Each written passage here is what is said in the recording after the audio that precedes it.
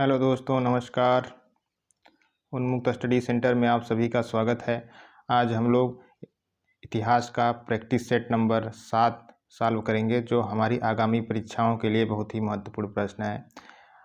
और यदि आप हमारे चैनल पर नए हैं तो हमारे चैनल को शेयर और सब्सक्राइब लाइक ज़रूर करें। आइए हम बढ़ते हैं अपने पहले प्रश्न की तरफ। हमारा पहला प्रश्न है, जन का निर्माण निम्नलिखित में किस सामूहिक मेल से होता है? तो इसका सही उत्तर हो जाएगा ए, विष से होता है। अगला हमारा प्रश्न है, परिवार मिलाकर बनते हैं, कई परिवार मिलाकर क्या बनते हैं? तो इसका सही उत्तर हो जाएगा आप गोत्र बनते हैं। अगला हमारा प्रश्न है, ऋग्वैदिक समाज की सबसे छोटी इकाई क्या होती है? इसका सही उत्तर हो जाएगा कुल। अगला हमारा प्रश्न है, निम्नलिखित में नीचे से ऊपर की ओर कौन सा क्रम सही है? तो इसका सही उत्तर हो जाएगा आपका ए, कुल, गोत्र, विष, जन। ठीक है, आगे बढ़ते हैं। अगला प्रश्न है हमारा, ऋग्वेद में जन शब्द का प्रयोग कितनी बार हुआ है? तो इसका सही उत्तर हो जाएगा डी, 275 बार हुआ है। अगला हमारा प्रश्न है, ऋग्वैदिक समाज में परिवार का मुखिया कौन होता था? तो इसका सही उत्तर हो जाएगा ए, पिता होता था। अगला हमारा प्रश्न है, ऋग्वैदिक काल में स्त्रियों की स्थिति कैसी थी? तो इसका सही उत्तर हो जाएगा ए, सामान्य थी। अगला हमारा प्रश्न है, ऋग्वेद में वर्णित स्त्री घोषा और अपाला क्यों प्रसिद्ध थी? इसका सही उत्तर हो जाएगा ए, विदुषी होने के कारण प्रसिद्ध थी। अगला हमारा प्रश्न है, ऋग्वैदिक काल में स्त्रियां क्या नहीं करती थी? तो इसका सही उत्तर हो जाएगा वो सती नहीं होना। ठीक है, डी इसका सही उत्तर हो जाएगा। अगला हमारा प्रश्न है, ऋग्वैदिक काल में विदुषी कन्याओं को क्या उपाधि दी जाती थी? इसका सही उत्तर हो जाएगा ए, ऋषि। अगला हमारा प्रश्न है, ऋग्वैदिक काल में शिक्षा का केंद्र था? तो इसका सही उत्तर हो जाएगा सी, गुरुकुल था। अगला प्रश्न है, ऋग्वैदिक काल में वैवाहिक स्थिति के बारे में क्या सत्य है? तो इसका सही उत्तर होगा सभी। बाल विवाह निषेध थे, दहेज प्रथा का प्रचलन था, नियोग प्रथा का प्रचलन था। ठीक है, आगे बढ़ते हैं। अगला प्रश्न है हमारा, आर्य लोग भोजन किसका प्रयोग नहीं करते थे? तो इसका सही उत्तर हो जाएगा मछली का प्रयोग नहीं करते थे, डी। अगला हमारा प्रश्न है, शरीर पर धारण करने वाला वस्त्र क्या कहलाता था? तो इसका सही उत्तर हो जाएगा आपका वास। ठीक है, और जो उसड़ी पगड़ी को कहते थे अधिवास, जो शरीर के नीचे पहनते थे। ठीक है, आगे बढ़ते हैं। अगला प्रश्न है हमारा, ऋग्वैदिक कालीन आभूषण निक्स किस धातु का होता था? इसका सही उत्तर हो जाएगा ए, सोने का होता था। अगला हमारा प्रश्न है, ऋग्वैदिक काल में आर्यों का मुख्य व्यवसाय क्या था? तो इसका सही उत्तर हो जाएगा ए, कृषि और पशुपालन। आगे बढ़ते हैं। अगला हमारा प्रश्न है, कृषि कार्य में ब्रिक शब्द किसके लिए हुआ है? तो इसका सही उत्तर हो जाएगा बी, बैल के लिए हुआ है। अगला हमारा प्रश्न है, ऋग्वेद में हिरण्य शब्द का प्रयोग किसके लिए हुआ है? तो इसका सही उत्तर हो जाएगा आपका सोना के लिए हुआ है। ठीक है, आगे बढ़ते हैं। अगला प्रश्न है, ऋग्वैदिक काल में धन देकर ब्याज लेने वाले क्या कहलाता था? इसका सही उत्तर हो जाएगा सी, वेनकट कहलाता था। अगला हमारा प्रश्न है, निम्न में कौन अंतरिक्ष का देवता नहीं था? तो इसका सही उत्तर हो जाएगा आपका सोम नहीं था, और सब अंतरिक्ष के देवता थे, मरुत, इंद्र, पर्जन्य। ठीक है, आगे बढ़ते हैं। अगला प्रश्न है हमारा, ऋग्वैदिक कालीन सर्वाधिक प्रतापी राजा कौन था? तो इसका सही उत्तर हो जाएगा ए, इंद्र थे। अगला प्रश्न है, आर्यों का युद्ध नेता कौन था? तो इसका सही उत्तर हो जाएगा सी, इंद्र। अगला प्रश्न है, विपत्तियों को हारने वाला देवता के रूप में किसे जाना जाता है? तो इसका सही उत्तर हो जाएगा अश्विन को विपत्तियों को हारने वाला देवता के नाम से जानते हैं। अगला प्रश्न है, अथर्ववेद में प्रात्य शब्द का प्रयोग किसके लिए किया गया है? तो इसका सही उत्तर हो जाएगा ए, मगध में निवास करने वालों के लिए किया गया है। अगला हमारा प्रश्न है, निम्नलिखित में कौन से दो कबीले आपस में मिलकर कुरु कहलाए? तो इसका सही उत्तर हो जाएगा ए, पुरु और भारत मिलकर। अगला हमारा प्रश्न है, संग्रहिता नामक रत्निन क्या था? तो इसका सही उत्तर हो जाएगा ए, कोषाध्यक्ष था। अगला प्रश्न है, भागदूत नामक रत्निक का कार्य क्या था? तो इसका सही उत्तर हो जाएगा ए, कर संग्रह। ठीक है, आगे बढ़ते हैं। अगला प्रश्न है हमारा, स्त्रियों का प्रवेश निम्नलिखित में कहाँ वर्जित था? तो इसका सही उत्तर हो जाएगा ए, सभा में। अगला प्रश्न है, ग्राम के सभी स्थानीय विवादों के निर्णय निम्नलिखित में से कौन सी संस्था करती थी? तो इसका सही उत्तर हो जाएगा आपका सभा। ठीक है। अगला प्रश्न है, किस वेद की रचना गद्य और पद्य दोनों में हुई है? इसका सही उत्तर हो जाएगा यजुर्वेद, बी। आगे बढ़ते हैं, अगला प्रश्न है, असतो मास सदगमय किस वेद से लिया गया है? तो इसका सही उत्तर हो जाएगा ए, ऋग्वेद से लिया गया है। अगला प्रश्न है, वेदों में वर्णित आर्य शब्द का अर्थ है? तो इसका सही उत्तर हो जाएगा ए, श्रेष्ठ। आगे बढ़ते हैं, अगला प्रश्न है, वैदिक काल में ब्राह्मणों को क्या कहा जाता है? तो इसका सही उत्तर हो जाएगा तीनों। ठीक है, सोमपाई, भ्रमणशील, अदाई, तीनों कहा जाता था ब्राह्मणों को। अगला प्रश्न है, वैदिक काल के क्षत्रिय राजा जिनसे ज्ञान प्राप्त कर ब्राह्मणों ने समान श्रेष्ठता हासिल की, तो इसका सही उत्तर हो जाएगा सभी तीनों। ठीक है, प्रावाहन ने, जबाली ने, जनक ने, तीनों ने श्रेष्ठता प्राप्त की।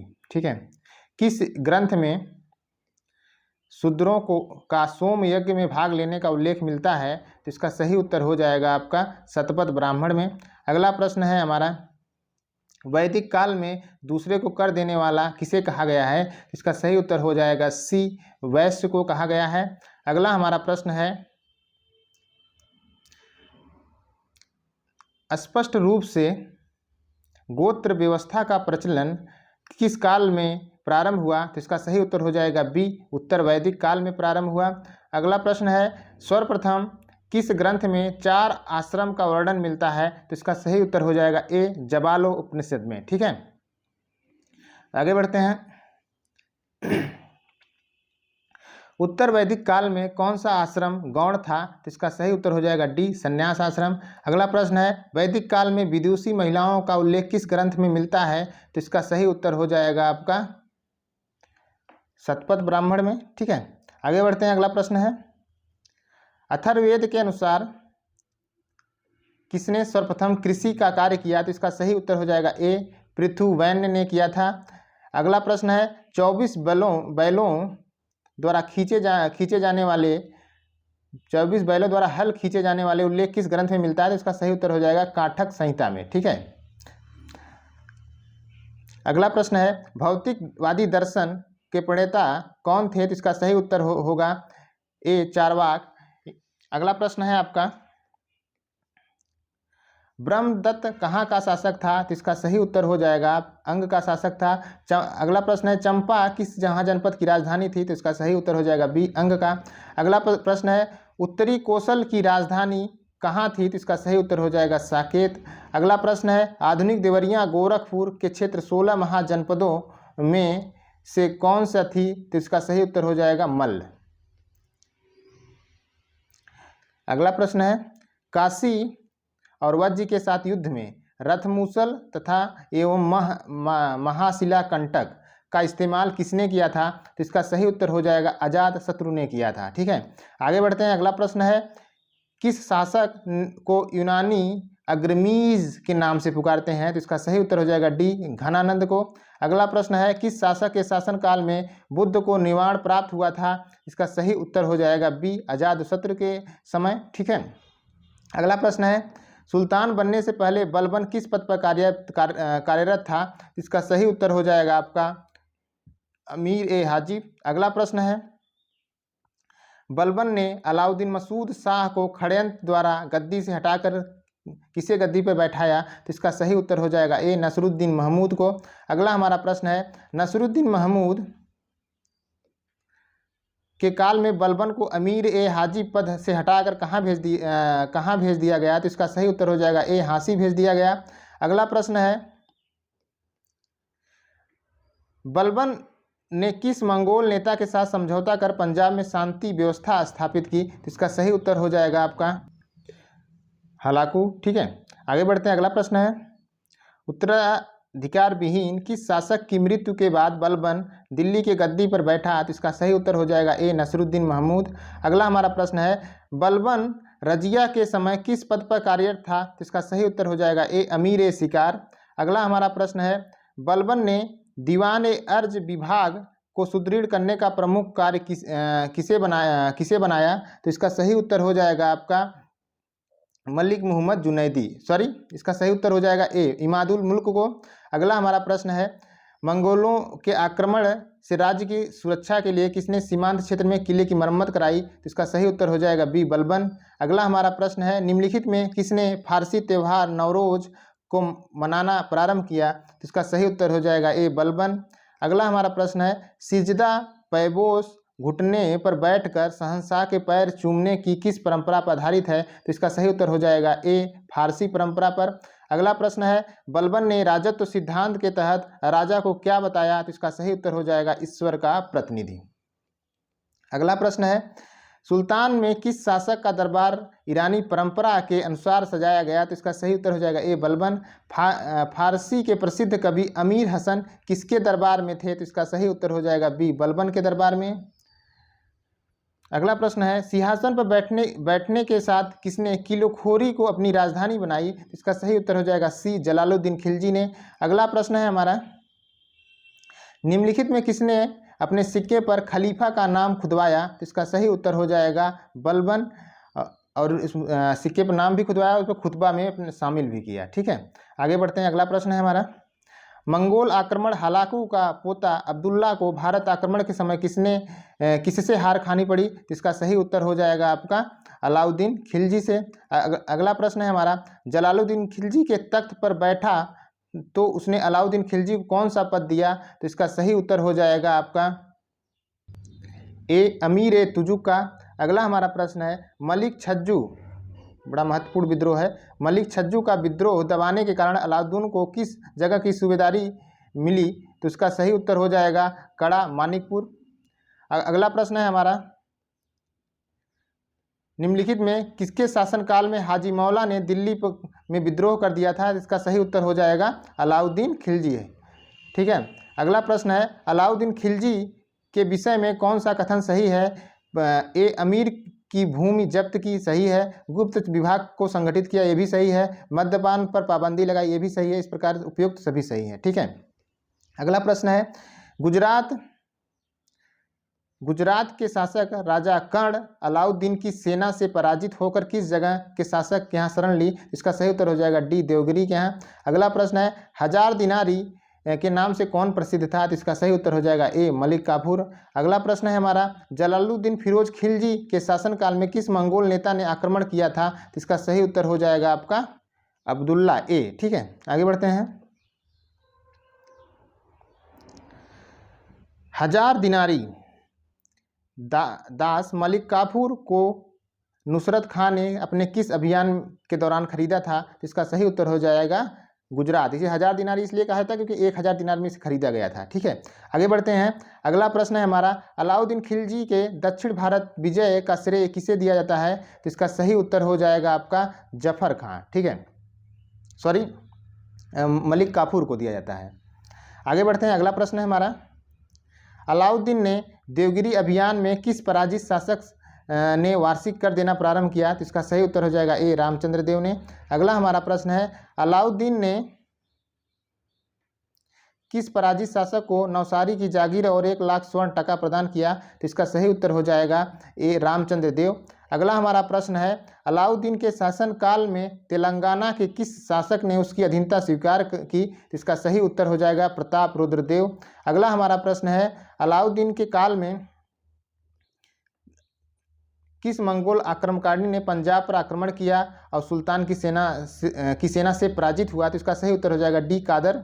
अगला प्रश्न है, सल्तनत काल में सबसे ज़्यादा मंगोल आक्रमणकारी निम्नलिखित में से किस शासक के काल में हुआ? तो इसका सही उत्तर हो जाएगा सी अलाउद्दीन खिलजी के शासनकाल में हुआ था।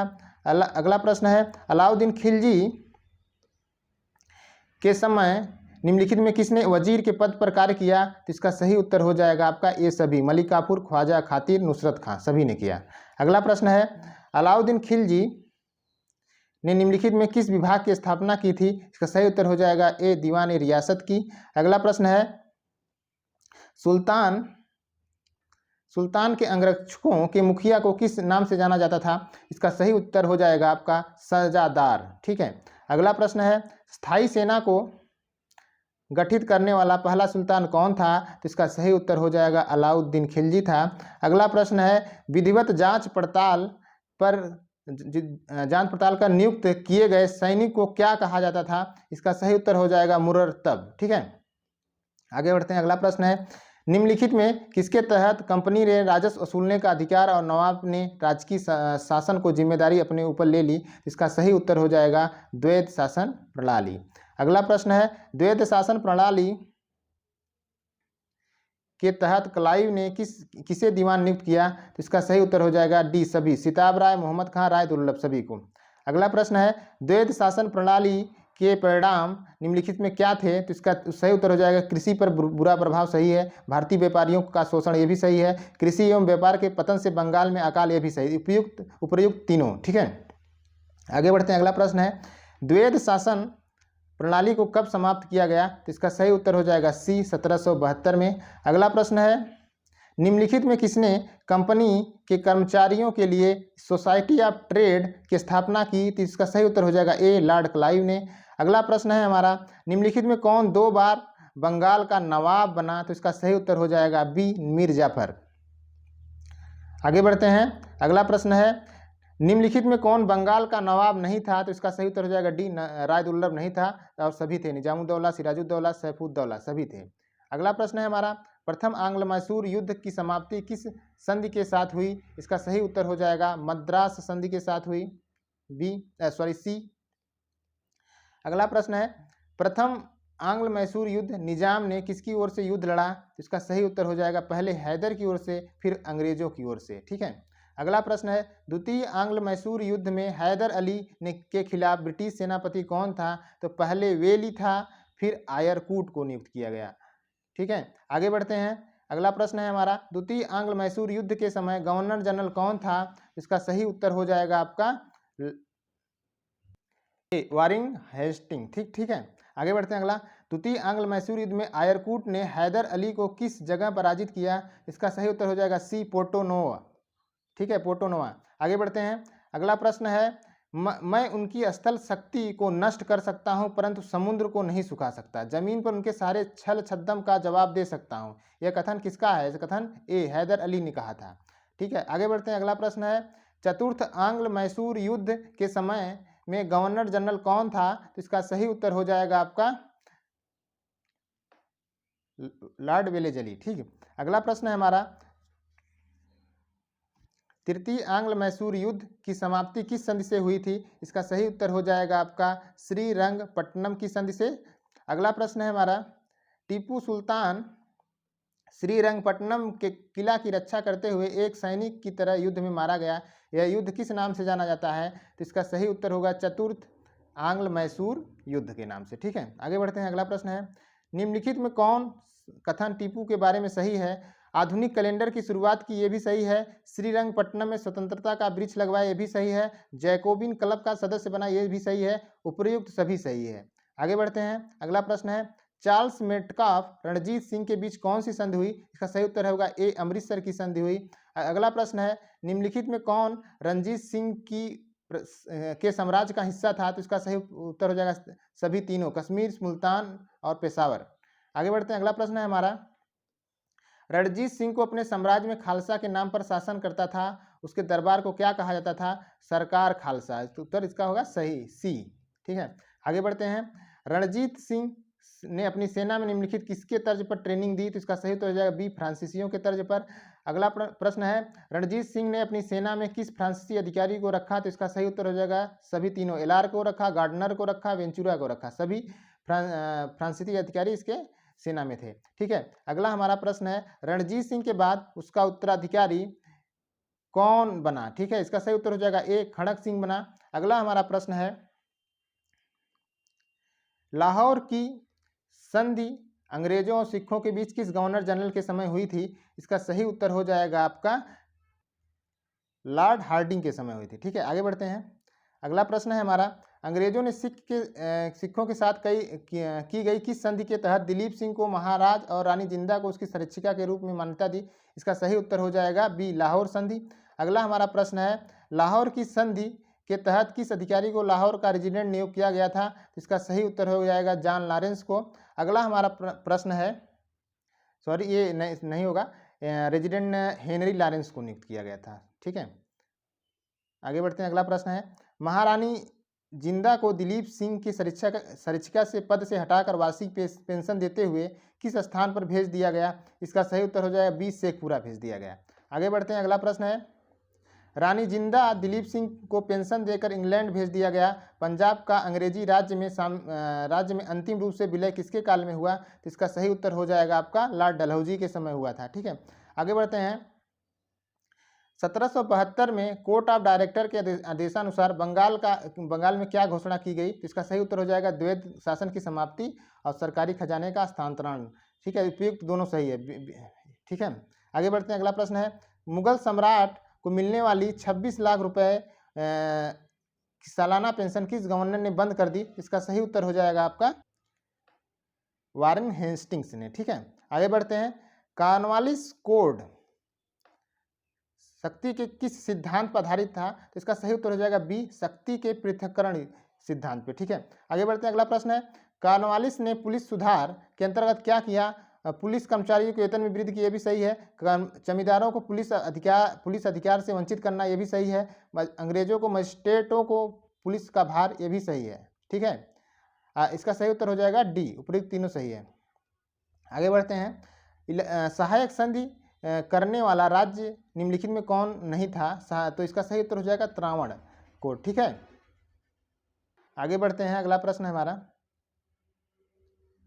आंग्ल नेपाल युद्ध के दौरान सुगौली की संधि किस गवर्नर जनरल के समय हुई थी? इसका सही उत्तर हो जाएगा आपका लॉर्ड हेस्टिंग के समय। ठीक है, आगे बढ़ते हैं, अगला प्रश्न है, आंग्ल नेपाल युद्ध में अंग्रेजी सेना की ओर से लड़ने वाला सेनापति कौन था? इसका सही उत्तर हो जाएगा डी, तीनों, general Ochterlony, colonel Nicholson, general गिली सिपाही, तीनों लोग थे। ठीक है, अगला प्रश्न है हमारा, नाथ मुनि के अलवार कविताओं का संग्रह किस ग्रंथ में किया गया है? तो इसका सही उत्तर हो जाएगा सी, नलियर दिव्य प्रबंधन में। ठीक है, आगे बढ़ते हैं, अगला प्रश्न है हमारा, रुद्रामा देवी किस वंश की रानी थी? पहचानिए। तो इसका सही उत्तर हो जाएगा आपका वारंगल के काकतीय वंश की। अगला हमारा प्रश्न है, निम्नांकित प्राचीन साहित्यिक ग्रंथों में किसमें चित्रकला संबंधी एक स्वतंत्र अध्याय है? इसका सही उत्तर हो जाएगा बी, विष्णु धर्मोत्तर पुराण में। ठीक है, आगे बढ़ते हैं, अगला प्रश्न है,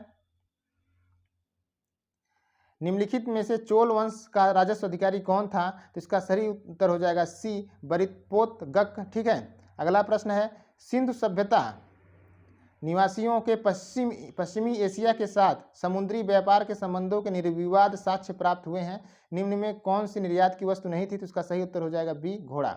ये आज का हमारा 125 प्रश्न था। धन्यवाद।